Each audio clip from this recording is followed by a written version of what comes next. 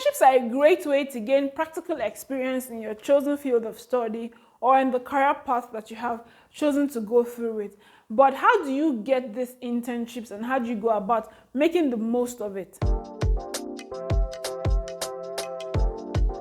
There are three types of internships. Number one is the compulsory internship. This means that it is part of your study program. You must do it because it carries some credit units.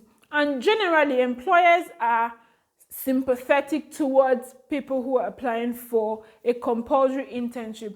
I might not be 100% correct with that, but in my experience, I see that employers are generally more sympathetic towards people who are trying to get a compulsory internship done. For your compulsory internship, usually a semester is dedicated to that internship in your study program. The second type of internship is the voluntary internship. Now, in this case, there's no dedicated semester for it. You are choosing to do that on your own. Now, it means that if you would need to take a semester off, so for example, if the job is such that you cannot combine your study and the internship together seamlessly, then it means you have to take off a semester or so from school, which means you need to contact your school to get the semester off, for example. Or if it's an holiday period and you want to use your holiday to do the internship, then of course you don't need to take permission for that. But I doubt that you will find internships that only last for holiday period, except for maybe BSc students who are doing like holiday jobs and they can take maybe 2 weeks or 3 weeks. I think that happens in some other parts of the world, but I think in Germany, most companies won't give you an internship for such a short period of time. Now, the third type is the post-study internship. Like the name implies, is this internship, you're doing it after your studies. So a lot of people finish their studies and they want to first get an experience. Probably it's a bit difficult getting a full-time employment, and all, but you're able to find an internship. Usually this post-study internship, a lot of times they are not paid, so you can take it to get some experience, so that you can now apply for a proper job that will be able to consider you more because now you have some experience. Anyway, whatever the case is, it's an internship you do after studies. Now, internships can be paid or unpaid, of course. This depends on what the employer is willing to offer, because as an intern, you are generally coming to learn. You're not necessarily bringing so much to the company, even though, of course, they expect you to come with something, but they understand that you're a student and you're still learning. So most often than not, you're not really in the position to negotiate as regarding money and all of that. So if the employer offers to pay, great, good and fine. Yeah, if they don't offer to pay, it's up to you to say, am I taking it or I'm not taking it? Do I want the experience or do I want the money or do I want both? The general thing is it could be paid, it could be unpaid. And for internships, the employer is not mandated. The employer by law is not mandated to pay you as an intern. So whatever they give to you is out of the generosity of their heart. At least this is my understanding of how it works. So it therefore means that you might not be paid minimum wage as an intern. You might not be paid up to minimum wage as an intern. I know lots of interns who earn less than the minimum wage. I know a couple, a few, as that when we were, in fact, when I was an intern, I didn't even earn the minimum wage as an intern. But hey, I just wanted to get the experience. I don't care. Just give me the experience because I need to put something on my CV, and all. But even that less than minimum wage was a decent amount of money to take care of my expenses during that time. Now, this goes without saying that if you don't have any other source of livelihood, of course, you should be opting for the paid internship, because if you are doing an internship, you don't have any other source of livelihood, you don't have any support anywhere, then you run out of cash, then you are stranded, So we need to consider all of these aspects before deciding to go ahead with whatever internship that you find. Now, that being said, whether it's a paid internship or not, my biggest advice is to get one, do an internship while you are studying, or if you're able to work as a VEX student, let's say if you're doing a master's program, for example, you already have have experience in what you're doing, and then that's fine. But if you don't, please, internships are very, very important, especially as an international student in Germany or in any country for that matter, because once you are done and you're trying to look for a job, it is a lot more difficult without a certain level of work experience in that country.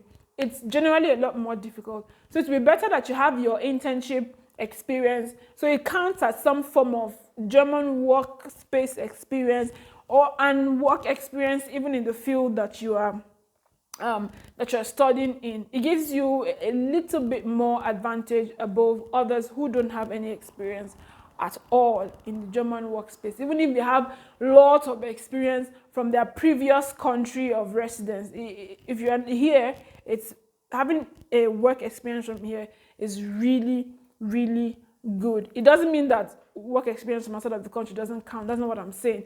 But I'm just saying that you will do yourself some good by trying to get internships. Now, how long should your internship be? The minimum length for an internship is 3 months and the maximum is about 1 year.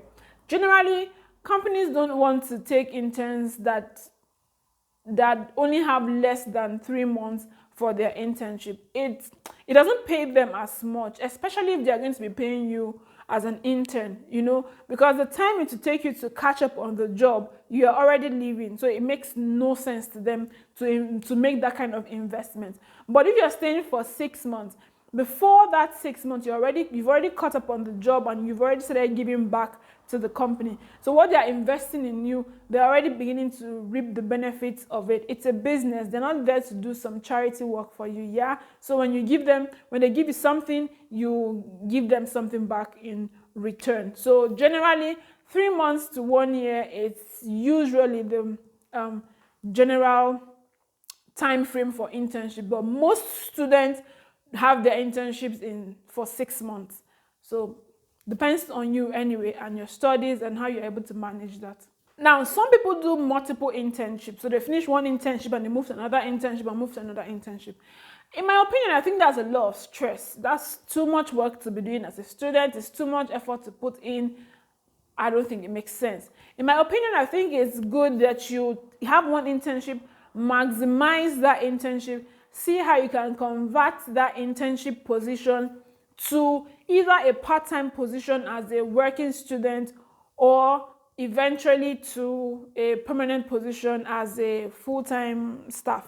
I think that is a much easier, smoother transition. So you work there as an intern, you get experience, you deliver, you prove yourself, and you're able to move to the next stage, to the next stage, to the next stage. As against doing one internship here, internship there. Sometimes it might happen that, okay, you're not so lucky to be able to transition within that office or within that company, and it's difficult to get another job or to get a proper job in a different company, and then you say, okay, let's move with the internship or not. That happens. I'm not saying that's a bad route to go. I'm just saying that instead of planning to do internship after internship, rather plan to have your internship, change your internship by delivering and proving yourself where you are by changing that internship position to a work student position and hopefully changing it to a permanent job if you can. That, I think, is a better route and easier route. When should you start searching? I would say the earlier the better. For a master's student especially, I'll say to hit the ground running, or at most begin to find your internship place 3 to 6 months once you started your program. 3 to 6 months might even be a very long time. But start as soon as you can, as early as possible. This is because the companies will also take some time to go through all of these applications that they will get, to make their decisions, interviews, and all the processes that to take for you to eventually join the company. It's going to take some time. So the earlier you apply, the quicker you can get to the end of the whole process of application to employment as an intern. And when applying, apply to as many places as possible. Don't put all your eggs in one basket. apply to lots and lots of companies. Some people apply to hundreds of companies before they're able to get a positive feedback. Now, if you don't get a positive feedback on time, it doesn't mean you're not good enough. It just means that there are too many people there who are looking for the same position, and you just were not lucky to get it at that point. Do what you can to put yourself at an advantageous position, of course, but don't put yourself down because you got 1 or 2 rejections or 100 rejections. Keep applying until you find and you get a placement for yourself. I, for example, applied to about 20 companies before I got an internship post. Although that was during the pandemic time and lots of companies were not taking people because it didn't make sense, but it was still really disheartening to be applying and be getting, oh, sorry, because of this, we can't take students now and now. But I eventually did get a place that I did my internship in. So all I'm saying is, the rejections will be heartbreaking, but just keep applying, keep searching, keep pushing, and do what you can to get what you want. And this is why you should start early. Where should you search for these internships? Now, there are lots of job posting sites, job listing sites out there that you can make use of. So LinkedIn, for example, is one of the biggest. Indeed, Zing, Monster.de. There are tons and tons of these sites that you can go through and see job listings, job openings. And beyond this, of course, Google search is great. You can search for companies if you already know these companies, and you can find them. Even if you don't know these companies, you can simply type, let's say, for example, architectural companies in Cologne, for example, or architectural firms in Berlin, or IT firms in Stuttgart, something like that. These simple searches can give you lots and lots of companies, and you're able to go through their websites and see if they have any opening for interns. Even if they don't have opening for interns, apply anyway. Send them a letter, just apply. It doesn't matter whether they have it or not. Lots of companies in Germany are open to take unsolicited applications. And besides, you just don't know. You might just be lucky. A company might not be needing one at a time, or at least didn't show that they need one.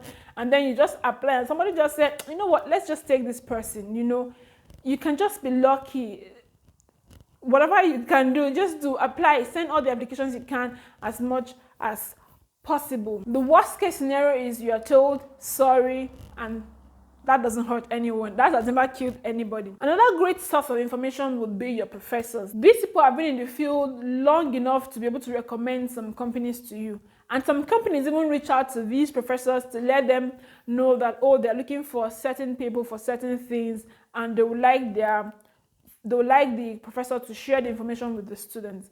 Now, depending on how your school runs, I don't know. For example, in my own school, my own department, I don't know how it works in other places, but from my own experience, my professors are just the best. They share every job opportunity that they come across. Anyone that contacts them for internships, job openings, and all of that, they share it to us. We had this Google group chat. So even though we are no longer students of the school, we still get these notifications. Once they get any, of course, they won't send us openings for internships anymore. But when there's a job opening, for example, they still share this information with us, which is really fantastic. I don't know if that happens in other schools and other departments, but even if it doesn't happen, reach out to your professors and talk to them. They usually would have information on whatever it is that you're looking for. And if they don't have the information that you need, they would be able to recommend something for you. So book an appointment with them, talk to them, and don't worry about if you get shut down or not. Also, talk to your colleagues. You'll be shocked what the next person knows. Talk to your colleagues. See how you can build good relationship with your colleagues and try to share information. I understand that some people might not be too free with the information to say, okay, oh, I'm doing this, or do that here and do that there. But do what you can, You are the one looking for something, so go out there, put yourself out there.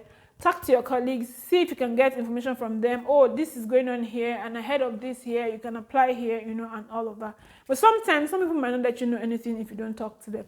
So by all means, talk to your colleagues and see how you can get information from people around you. Something I would like to add at this point is that you attend as much events as possible. If you're someone like me who really doesn't like going out, I hate it so much, but if you're someone like me who doesn't like to go out, I understand your pains and I understand your struggles, but do what you can to attend some events. Attend some school events. Usually schools organize career events for students, and all of that. Attend these events. They're very important because there you will see lots of companies who are there to pick students, to show off their company, to advertise their company, whatever, and you're able to communicate to these people, network and interact, and you're able to get information that's relevant for yourself. So attend events, attend local events around you, even if they are not career events, for example. You might just meet someone who knows something or who knows someone, interact, network. This advice is for me too in my normal life because I'm not trying. Anywho, this is what I would say. I know a few people who have gotten opportunities simply by attending some of these events. So please do what you can to attend as many relevant events as possible. Relevant events. You can do whatever it is you want to do with your time, but attend what it is that is relevant to the course or the path that you're trying to follow. If you haven't given this video a thumbs up, this would be a good time to do so. It's a nice gesture to me and it tells YouTube that you're enjoying this video and you can share it to other people. I would appreciate it. And subscribe if you haven't. Thank you. It's free, Thank you so much. Now let's talk about the application itself. When sending out your application, it is important that all your documents are up to date. And for those in the design field, that would include your portfolio. Don't forget, it's super important. These guys need to know exactly what you're capable of doing and they need to see that in your portfolio.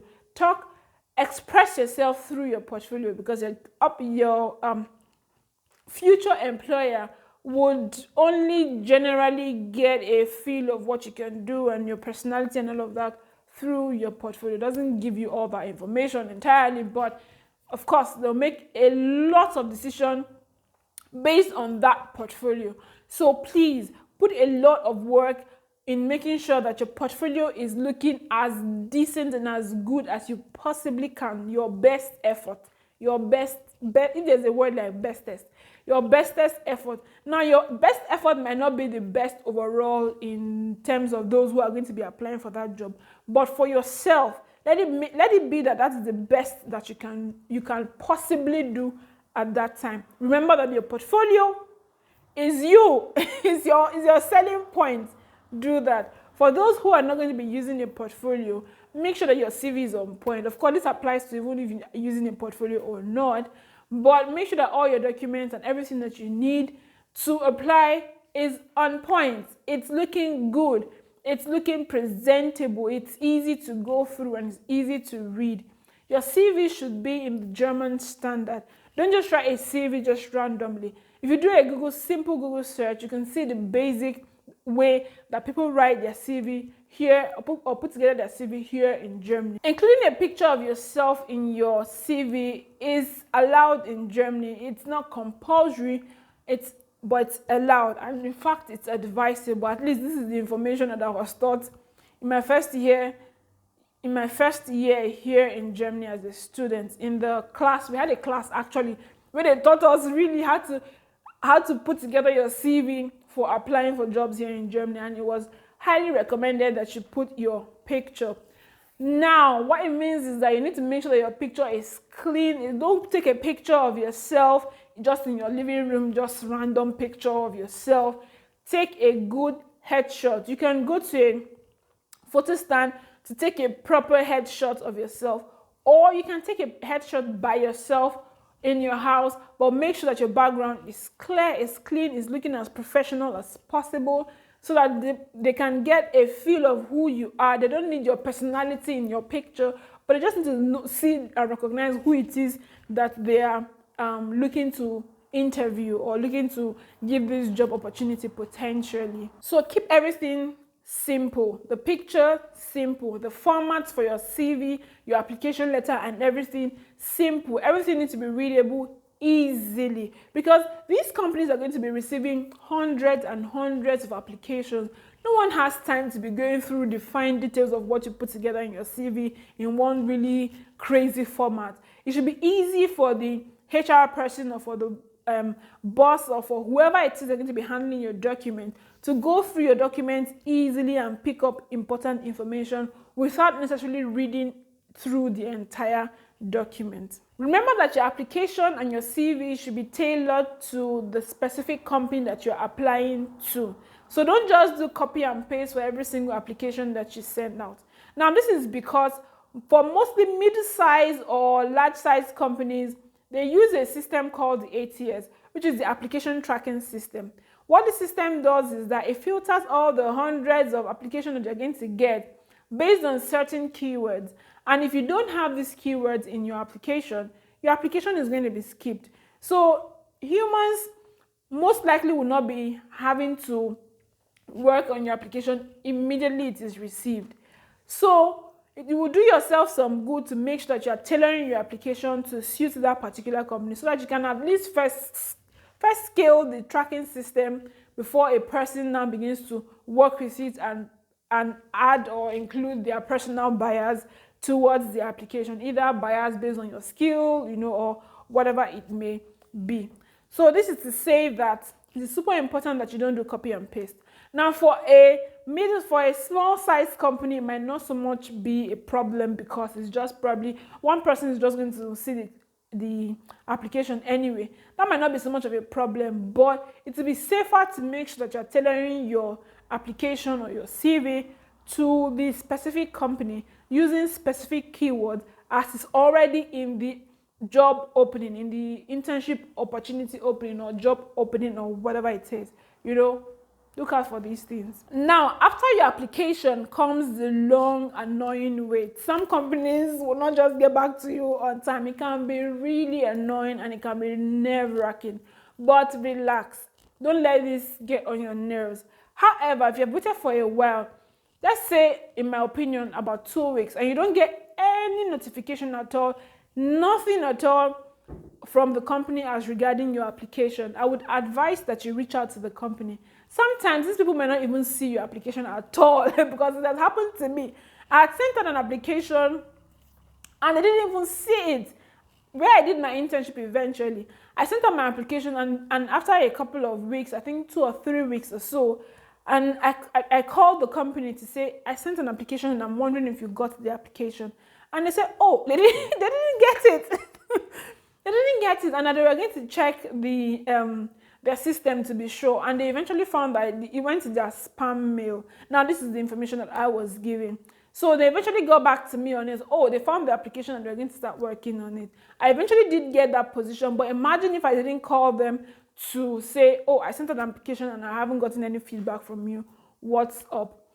So don't be afraid to reach out to these companies if you feel that your application has taken you a while. I would say once you apply for and it's been like 2 weeks, you've not gotten anything, no feedback, nothing, send them an email to like a follow-up email, or you can call the company. Usually the company on their website would have a phone number that you can call. You can call to say, oh, I sent my application and I haven't gotten any feedback. I just wanted to be sure that you actually did get the application. So that in case they didn't get it and you need to resend it, you can as well just do that again. So let's talk about interviews. Now, before your interview, it goes without saying that you should prepare thoroughly. Try to know everything that you can about the company, even the people working in the company. At least this is what I say personally.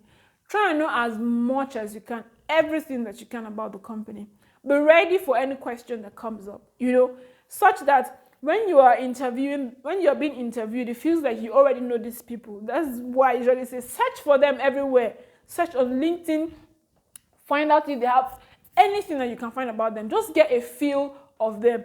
In my opinion, how I feel a bit more relaxed in interviews is that I know these people. I might not know them one-on-one, but I try to get as much information as I can about them. I try to know where they went to school, I search them on LinkedIn, Facebook, everywhere, Instagram, everywhere. I try to see everything that I can about them and just get a general feel of who these people are, so that I'm not so nervous when I'm talking to these people, And sometimes you might even find something that you can connect with them on.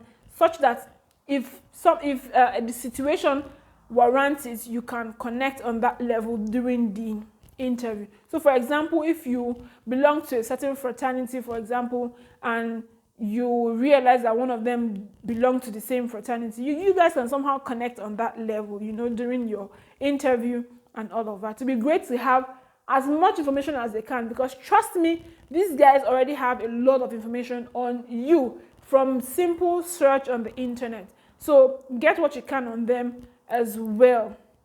Be prepared on the information about the company, everything that you can about the company. The interviewers want to see that you are really passionate about coming to work with them, and that you are concerned. So even though you're going to be comfortable, don't be too nervous, but don't be too relaxed. Let it not be that you're like, oh, this is just a walk in the park. Because if you're nervous, it shows that you really care about what you're trying to do. It shows that you care about the company. You care about what it is that is going on at that particular point in time. But don't be so unprepared that you get to the point where you are now like super, super, super nervous. A little nerve is good, but not too much of it. A little bit of confidence is good, but not too much of it. During the interview, make sure to put yourself in the best light possible, which means have everything that you need. Have all your documents intact. If you need to show something, if you need to present a document or something, have it ready. Don't assume that you've already sent it to them and they should have it and you can present it there on their system or whatever. Have yours, just in case anything goes south. So have your printed CV with you. If you have a portfolio, if it's something that you can print, have it printed. If it's not something you can print, of course, have an access, have something that you can show independent of their own facilities. This is what I personally say. Now, if the interview is online, for example, I will tell you have all the documents that you need to have open already, so that if you need to just show them, you have it ready to go. You don't have to start searching for it the time that they want you to show it. For example, I've had interviews at some point where they're like, okay, let's go through your portfolio. And then I have to now show them my portfolio. It's a video interview, and I have to just share my screen and show my portfolio and then begin to talk through what I have already in my portfolio. Now, imagine I don't have that up already. Then I'll be looking on serious, because it will take me a while to probably open where the portfolio is, and all of that. So have everything that you need ready. That interview is an opportunity for you to convince them that you really, really, really do need this job, or you really, really, really do deserve to work with them or to learn with them and all of that. Show your passion for what it is that you are doing. Show your passion for what they do. Everyone likes to talk about themselves, and everyone likes to feel like they're super important. Make them feel important. Doesn't mean you should go licking their ass or something, but make them feel that what it is that you're coming to learn here is super important to you, and what they do in their office is super relevant to the world, if possible. And of course, look sharp. Whether the interview is online or offline, look good. Dress up well. Put an effort, and dress according to the kind of field that you're in. So if you're, for example, applying for a banking position, for a position in a banking industry, you need to represent or reflect that field. The kind of office that you're applying for, you should dress accordingly. If you're, for example, in the IT field, where a lot of times they really don't care what you put on, and they just want you to just put on a simple t-shirt and jeans, you already know what the field is like. Dress accordingly. Don't put on a suit for people who are putting on t-shirts and polos. Don't do that. Don't do that. You're going to look so out of place. Just dress accordingly. For us, for example, in the design field, it doesn't matter. Whatever it is you want to wear, really, you are good. But most often than not, you find out that people just put on t-shirts in my own field of work. But if your field requires that you put on a suit, please put on a suit. Or to be safe, just be semi-casual. Like a simple button-down shirt, something like that makes you look sharp. You're not over the top, out of place, or you're not, stuff like that. The important thing is dress accordingly. Like I said earlier, it's okay to be nervous. It shows that you care about the position that you are trying to get. It shows that you care about the job that you're trying to get. So it's okay to be nervous, but don't let it get the best of you. Now, it's also okay if you get rejections. If you are rejected after all the rigorous interviews that you might go through and you get rejected, it's okay. It doesn't mean you're not good enough. It doesn't mean that you don't know what you're doing. It just, sometimes it's even difficult for the employers to decide to give the job to a particular person over another person. Just pack your stuff and go at it again. You know, eventually you would get that slot, I promise you. Just make sure that you have everything that is required of you. Do what it is, put in your own best so that you put yourself in the best fight to give you, so that you give yourself the best fighting chance. And let's just trust that everything works as you hope for. I wish you good luck in your internship, and I hope that this video has been helpful. I'll see you next time. Do have a fantastic day. Bye.